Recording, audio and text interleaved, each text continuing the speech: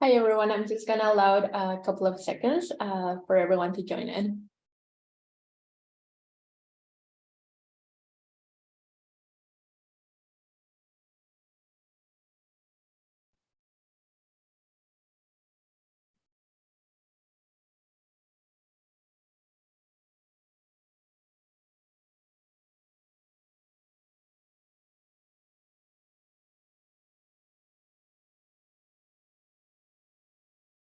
Okay, let's begin. Hello and welcome to today's public program. We're live from the studio with Rain Cabana-Boucher.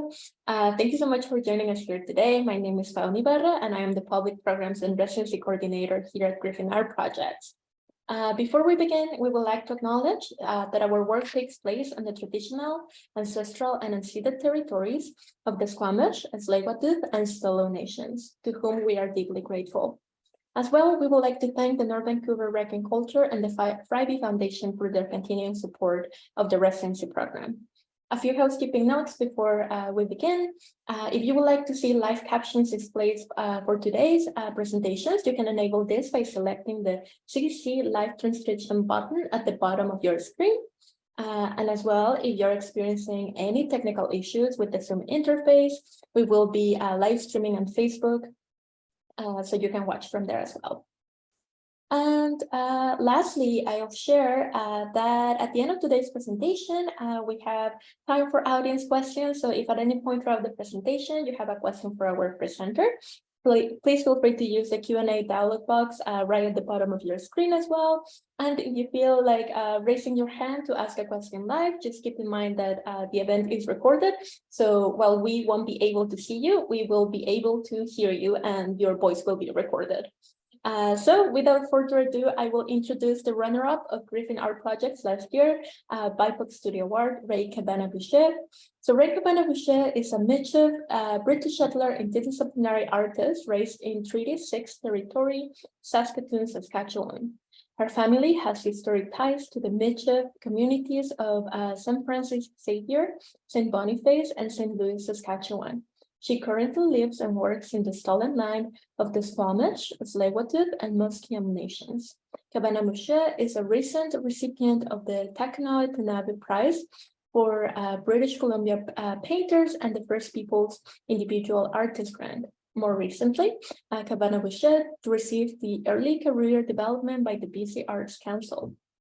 Cabana-Boucher explores the autobiographical in relation to place and politics, seeking to navigate the complexities of identity within environments that are rapidly changing under systematic pressures. Rain, no, hear from you. Okay. Hello, everybody. I'm just going to set up my screen share.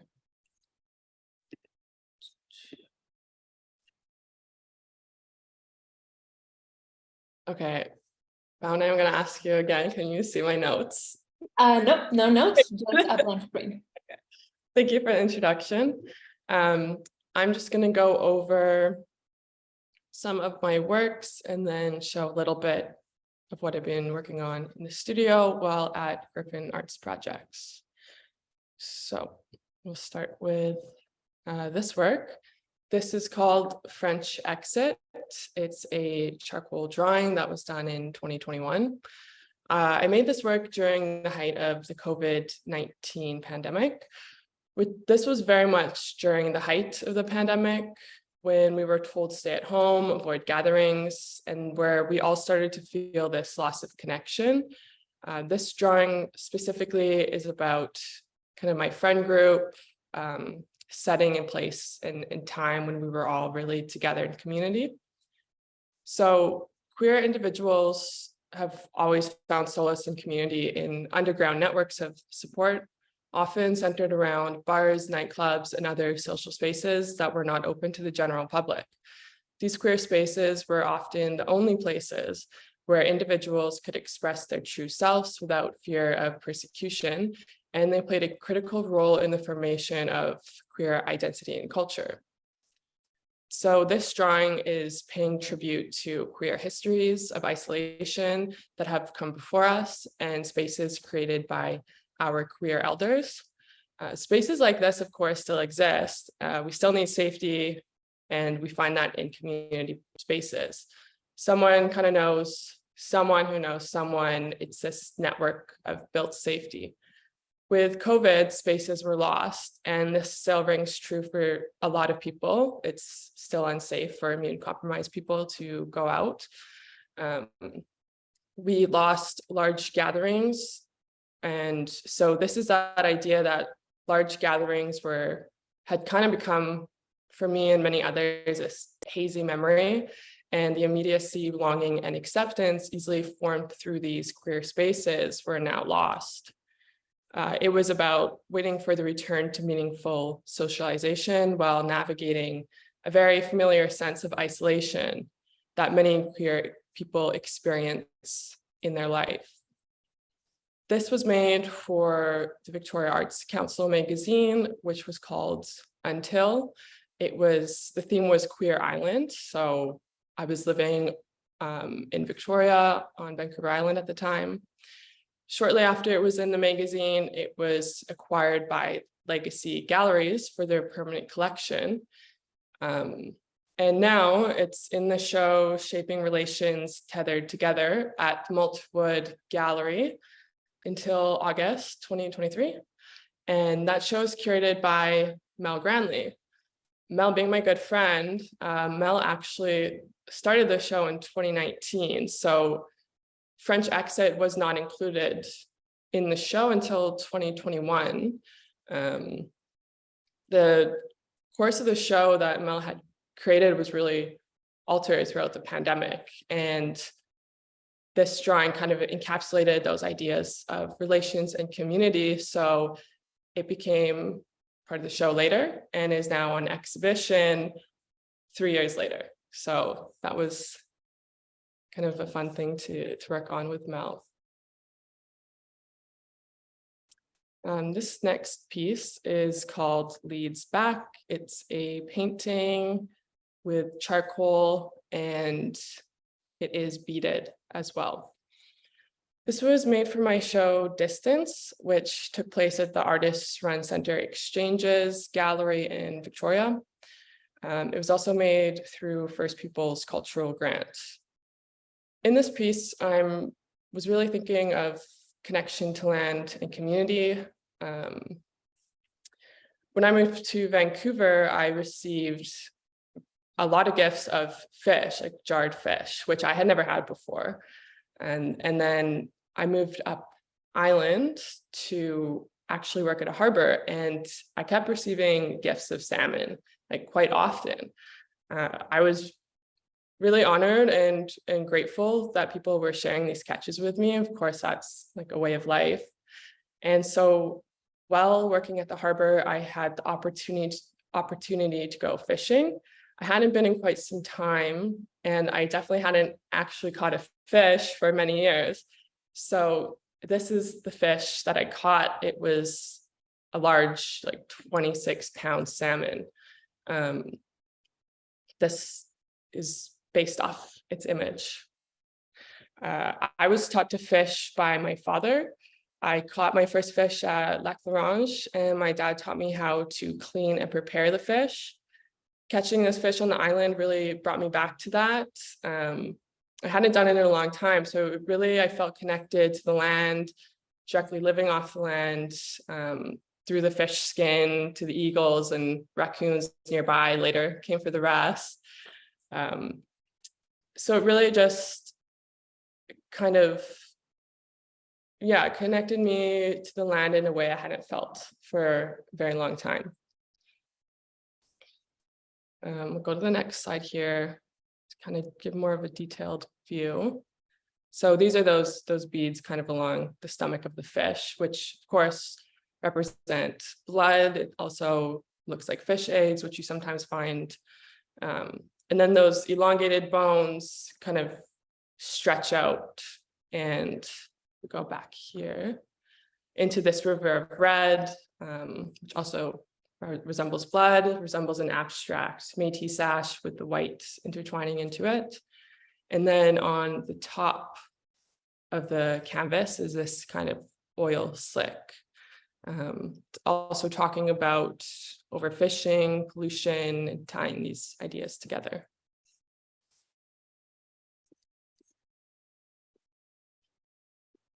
This piece is called Pack of Dogs. It was done in 2021 as well, and it's another beaded canvas, also done through the First Peoples Cultural Council.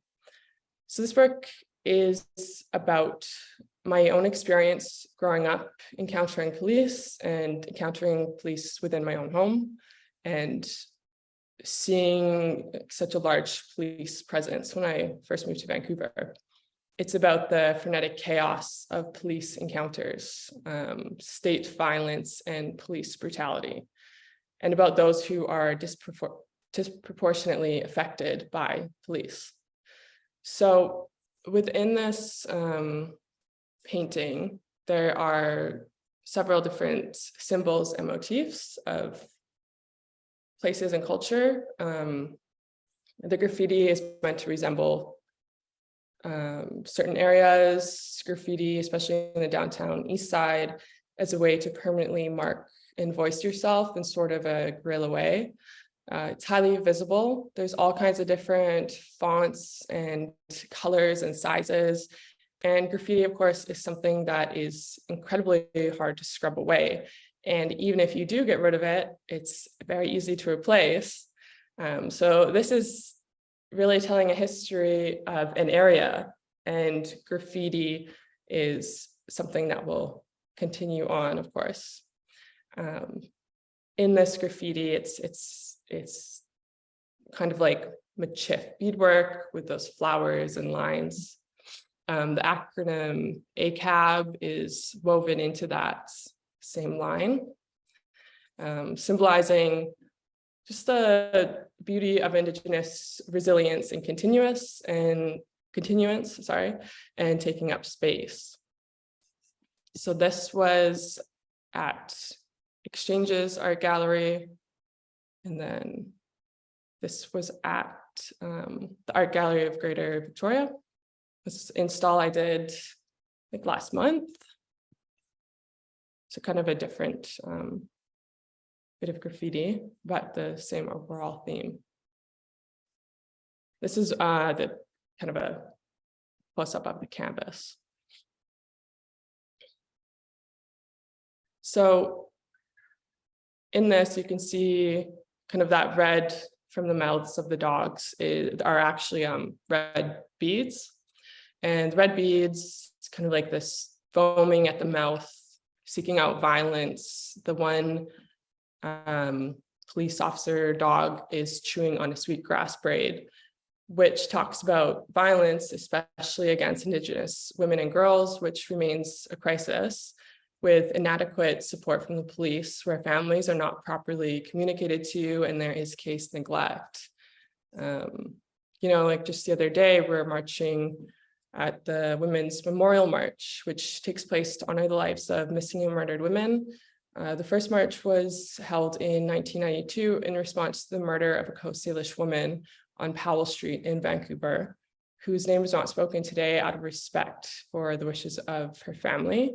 And this is something that's still ongoing today. And this piece is just kind of reflecting this frustration with a police force that is continuing to grow. It was done in 2021, and it continues to be relevant with the changing governance and the increasing police force and budget. It's really my candid opinion of the police. This piece is called Repeat.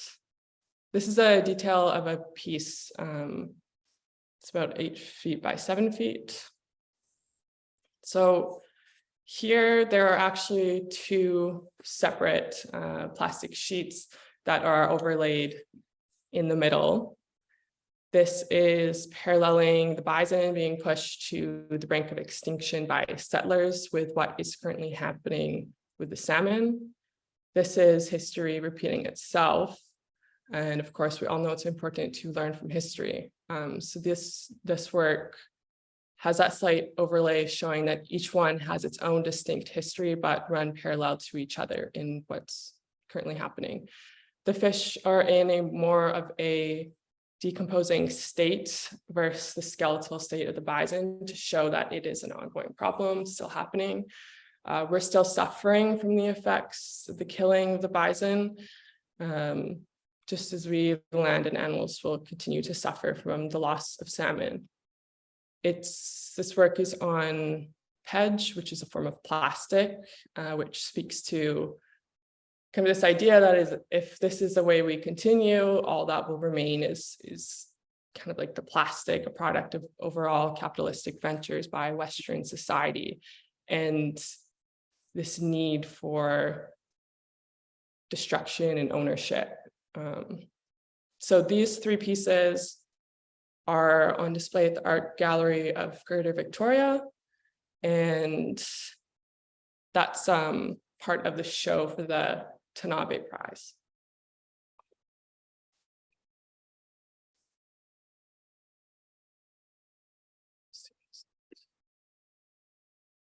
This work is called RCB. It is about the bank, of course, RBC, which I hope I don't mess up the two too much. RBC continues to fund Coastal GasLink. So this work is kind of about their role even as the bank has set out its own net zero targets as part of its climate blueprint. RBC is Canada's largest bank and largest fossil fuels funder. The bank also happens to be the 5th largest fossil fuels funder in the world, as well as many other Canadian banks fund fossil fuel projects. So the hereditary Wet'suwet'en chiefs have opposed the project that will cross through their territory. In 1997, the Supreme Court of Canada recognized in its landmark case, Delgamook versus British Columbia, that Canada did not extinguish Wet'suwet'en's title to the land. That case, recognized by Canada's highest court and authority, acknowledged the nation's hereditary governance structure, meaning that the Wet'suwet'en law is recognized by Canada's highest court. And the authority over the nation's land lies with the hereditary chiefs. By RBC backing this project and failing to recognize the hereditary chiefs as legitimate, it is engaging in colonialism. RBC is not committed to a net zero future when they continue to fund a project against the wishes of Indigenous peoples who protect the land. By releasing plans to lower emissions while actively defending the Coastal GasLink, RBC is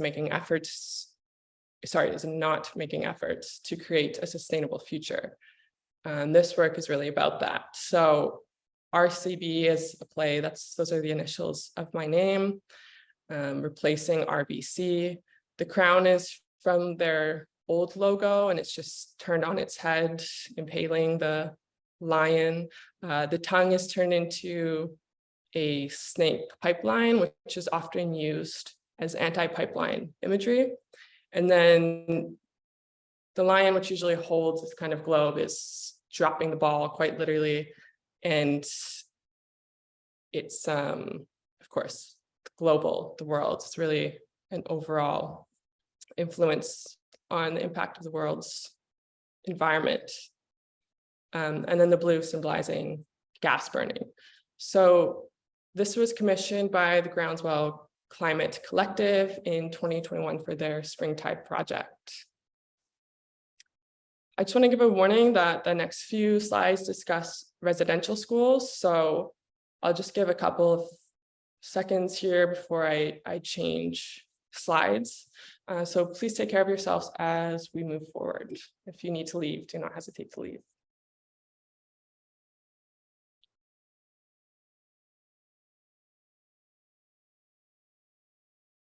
So I'm going to move forward. This is an ongoing project that started in 2021, and it's called Laying Flowers. So this began as an individual beading project out of necessity to begin the project and then moved into a community-based project. It is one bead for each child, the xwməthkwəy, meaning the missing, as named by St-François-Xavier, found at unmarked crime scenes. So the orange of the flowers is for Phyllis Webstan's Orange Shirt story and to honor the survivors of residential schools. And the white is for spirit. Each bead is made of vintage cut beads, meaning each daisy represents a unique spirit. And the lighting that's casts a shadow grounding each beaded daisy. So the idea of this was to lay a flower for each child. It's an abstract memorial piece. Each section represents numbers uncovered at certain schools, and they hang together in kind of like this fringe. So this project really revolves around art as medicine and support, and beading as medicine. I worked with elders and youth and everyone in between to bead these flowers in community beading circles.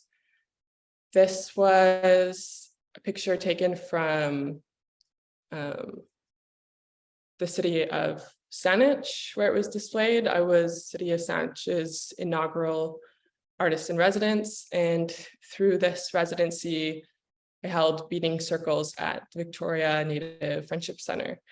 And we would do beading circles Monday and Thursday. And so these beading circles were primarily elders. And it was really this great space where they had the opportunity to share if they would like to, and many of them did, and learn how to bead, because a lot had not actually learned how to bead, had been separated from their culture through schools. And so it was just this really kind of great small circle. And even between the beading circles of Monday and Thursday, there were two elders who came to each beading circle, and in between they would have their own beading circle. And they said they hadn't beaded for many, many years. So it was just really touched my heart to see that happening. And I don't have the picture in here, but they would show me the pictures of their beadwork, and it was so sweet, like little teddy bears with orange shirts, the beads from the project. And that was really what the beading circles were for. And we were able to share supplies, and participants could keep the beads or the daisies or contribute to the project.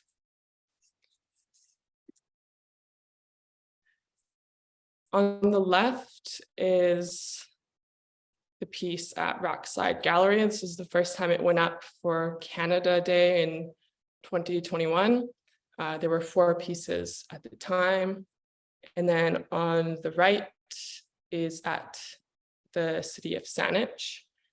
That is Cowes Nation, 751 beads. And that piece is about 15 feet.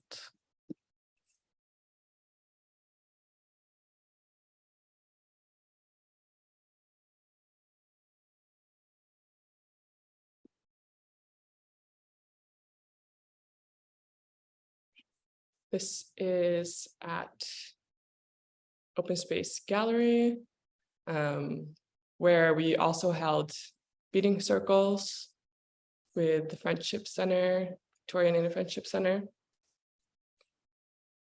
And that's a close-up of the beads. So each daisy is about this big, comprised of 7 beads, and then hung on fishing line.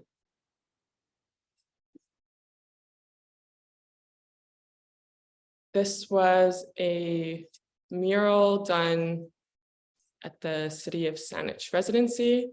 I did the main flower, and then flowers were added primarily by youth.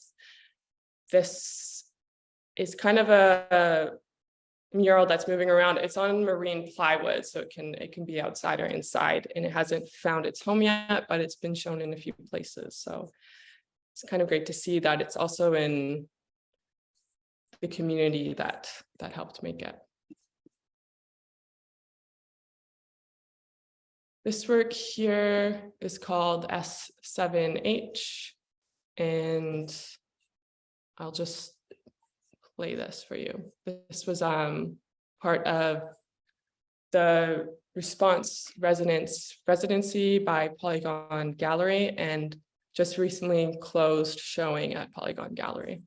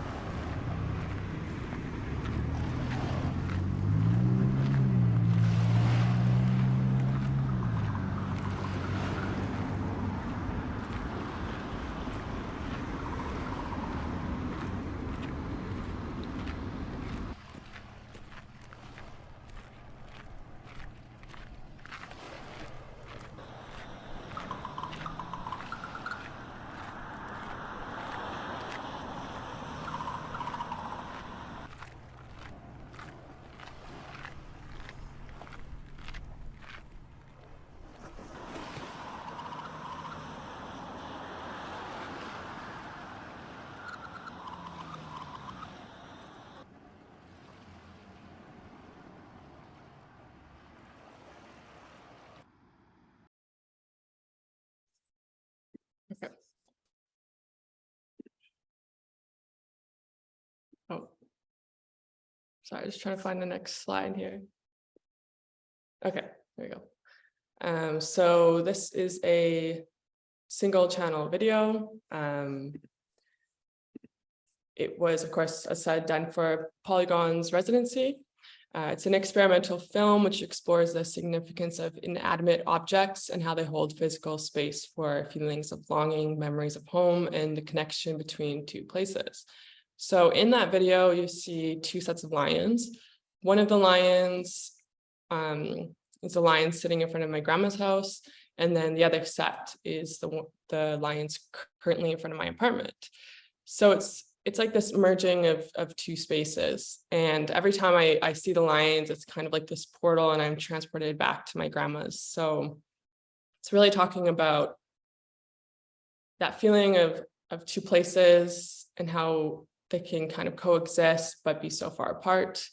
The process of kind of disconnect shown through the glitches and missing information, and speaking to how much of family interactions have kind of moved online, especially with COVID-19.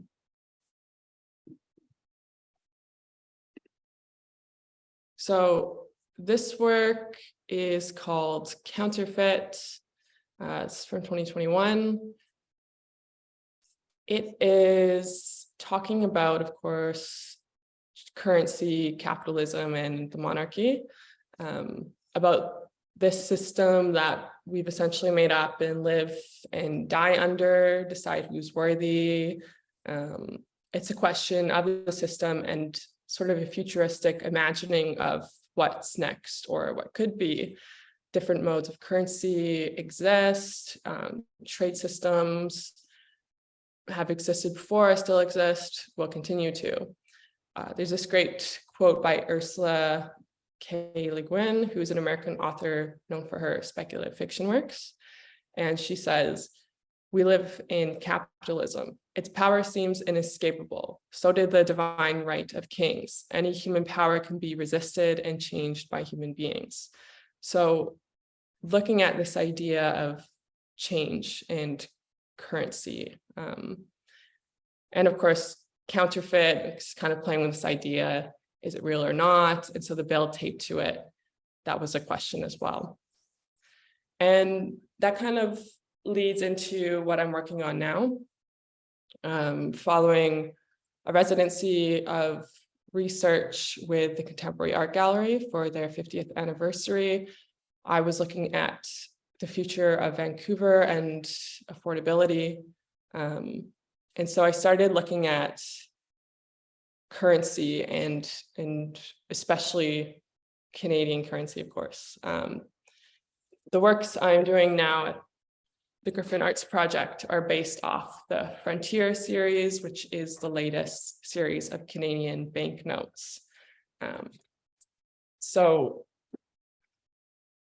show this one here. This is a painting that I did for Art Gems Toronto, which is a fundraiser that will take place this spring. And it's just a smaller version of these larger paintings I'm working on. And similar to the one just shown, it's the $20 bill here, beaded as well with this kind of braille that symbolizes 20, like the $20 bill. And of course, specimen here is kind of etched into the canvas. If you have a counterfeit bill, you have to show that it's counterfeit. And so you write specimen on it to distinguish it from real bills. So I'll be doing one for the $10 bill, $20 bill, $50 bill, and $100 bill, the prime ministers and queen. So that is currently what I'm working on, a series of beaded painted canvases. So that brings us up to now. So I believe we have a question period. Thank you, Rain, for your presentation. It's always so fascinating to hear the context behind your practice. And before we begin the Q&A, of course, a reminder to all participants that if you want to ask anything, there's a Q&A panel right at the bottom of the screen. So please type your questions and then I'll read them out loud for you. You can also raise your hand if you prefer to do so. But before we head there, just wanted to see, Rain, if you can show us again the painting. Because you were quite small in the screen, so I didn't get to see it. Maybe I'll just bring it over here. Okay, sounds good. So this is it. Yeah, perfect. Mm-hmm.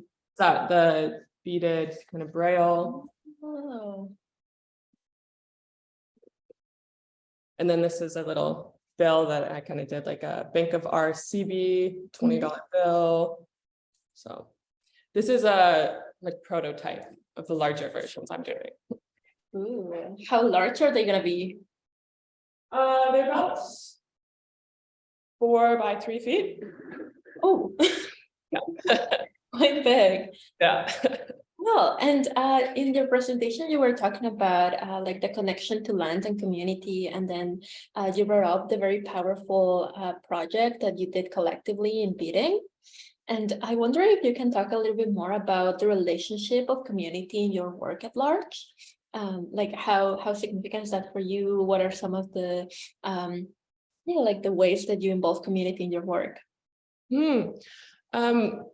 That was the first project where I really had a community-based project. Mm-hmm. And so in developing it, it was very much keeping in mind that like it was always meant to be a community project. And so I worked with elders and like the Friendship Center to get it set up and do it properly with care. We had medicines and people to speak with. Mm-hmm. So it's really important to me, like a project like that just can't be done individually. It's not like I would never consider it. Yeah, so in that series especially, and it's an ongoing project. So hopefully, we'll be able to hold more meeting circles with different communities. It's pretty based in British Columbia right now, just because it's where I am. But there's really all nations across Turtle Island that could be involved in that project.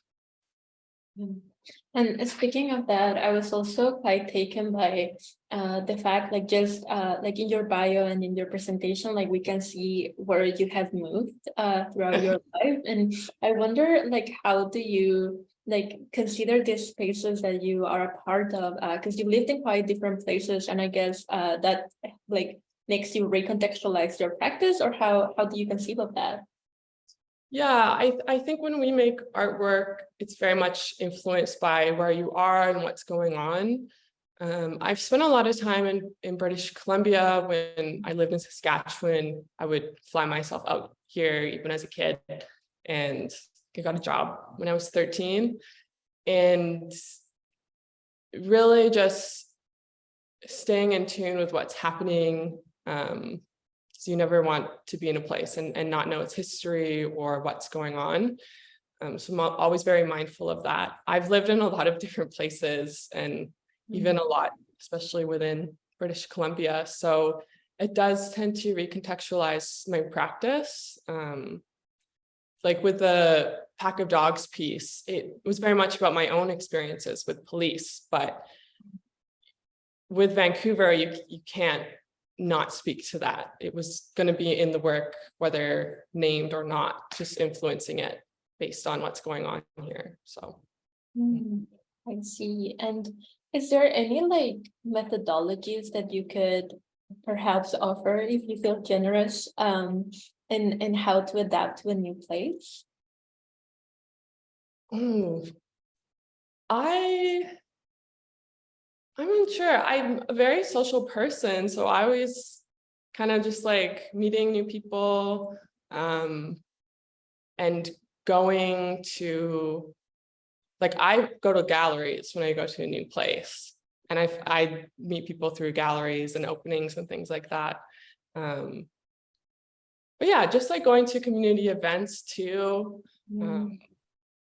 or things that you're interested in. Like if you like sports, like I would go to kind of a sports place or that kind of thing.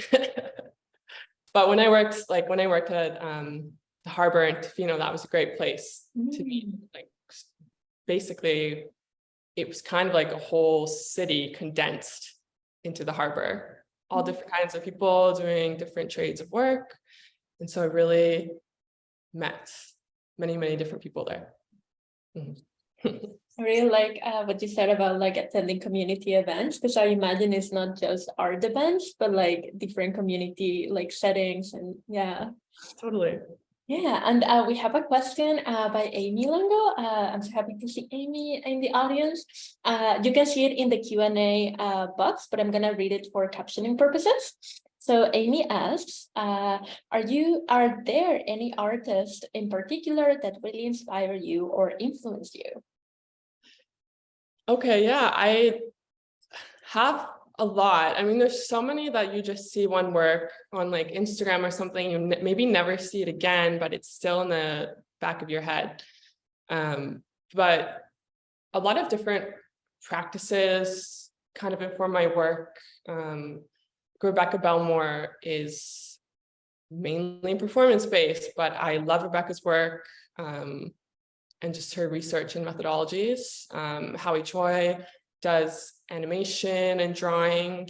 I do a lot of painting now, but drawing really is my like one true love. And then like Basquiat, I love Basquiat, his entire life story, his works, and just seeing how his personal life really was tied in with his work. And then I actually grew up looking at a lot of Renaissance art, which I think is very much reflected in how I orientate a canvas. It just, if you look at a series of work or work done by an artist or a group at a certain time period. It's kind of like how I learned art, in the way that especially Renaissance artists place things. Like you have, what is it? I can't even remember what it's called, the golden ratio. It's just in all these works as you kind of incorporate it. Even like in the Pack of Dogs, it's that triangle that's always shown in Renaissance art. So it's something that can't entirely be helped for me. So lots of different people. And I'm so happy that you mentioned basket, because of course I can see the influence on some of your canvas, including the most recent one. And I wonder, like, if you can tell us a little bit more about the materiality that you consider throughout your work. Like, I know you're using some like quote unquote unusual materials like money. What are some of the considerations using those materials? Yeah, I really started out drawing and then moved into painting and a lot of beadwork. In the canvases I've done, I've included beadwork, and it's kind of like just mashing up all my interests into one work, because it's hard to just pick one. Like, it's really difficult to just pick one. And then the banknote was just kind of fun. That was just but all these works will include a banknote. Nice. And then I also noted while you were presenting that you mentioned, let me see if I got it, Legacy Gallery who acquired one of your works. And I just wonder if you have any thoughts about like collections and like institutions collecting your work. Yeah, how you feel about that? Yeah, that was really an interesting process. It was between that work or A Pack of Dogs, and they went with this work because it was in the show, and they bought it before the show. So with that, I was really comfortable because I actually like knew some people who worked at Legacy, and so I knew it would be in good hands. And there's many ways, depending on what kind of contract you write, that you could have like still have access to that, or allow family members to access your work in the future. So it's kind of difficult working with institutions, but in that case, like I felt like it was in good hands, and it is. Yeah, great people at Legacy Galleries. What are some of the connections you would like to further moving forward? To which, sorry? What are some of the connections that you would like to further moving forward? Like, is there any like artists or institutions or just communities that you would like to work with? Yeah, I mean, I think with like laying flowers, that project, I'm hoping to work with many communities and potentially get some institutions involved to help move that project forward, hold those beading circles. Nothing particular in mind, but yeah, right now I've had quite a busy year, so I'm kind of looking forward to taking a break, to be honest. I think that's sometimes needed for art creation. Oh, absolutely. Yeah, you need a rest. I hope you get one soon. And, yeah, I mean, folks in attendance can see Rain's and Natalie's portraits work next Sunday. They're gonna host an open studio from noon to 5 p.m. So if you want to make it, you can see some of Rain's work as well as Natalie's. And seeing that we don't have any other audience questions, I think we can wrap it up here. And I just want to thank you again, Rain, for this wonderful presentation. And yeah, it's just always so nurturing to hear from artists and how do they conceive their work. And I will go check in the residency in a sec. But yeah, thank you once more. Is there anything you want to say to wrap it up? Yeah, just like thank you for hosting and going through all our tech problems beforehand. And yeah, I mean, the work will be, or the studio will be open next weekend. So if you want to come see the works, like, be happy to see everybody. Yeah, absolutely. And yeah, so just want to thank everyone again for joining us for Live from the Studio with Rain Cabana-Boucher. Next week on Sunday, February 26th, as I was saying, we'll have the Open Studios with Rain and Natalie Porschwitz, where you can see some of the artwork that we saw today. I'm going to put the event link in the chat box. So if folks want to register there, I will love to see your name. So you cannot register if you just want to like save the date and know where it's happening, you can do that. I'm just going to post it on the chat now. And then as well, just a reminder that at Griffin, we have an exhibition, Alibaba Conundrum. It's going to be up until May 7th. We are open from noon to 5 p.m. And if you would like to know more about Griffin Art projects, you can also subscribe to our newsletter at the bottom of our website, which I'm also pasting on the chat right now for everyone. And yeah. Thank you everyone for joining us today. And yeah, we'll see you sometime soon. Have a good day, Rain. Thanks, bye.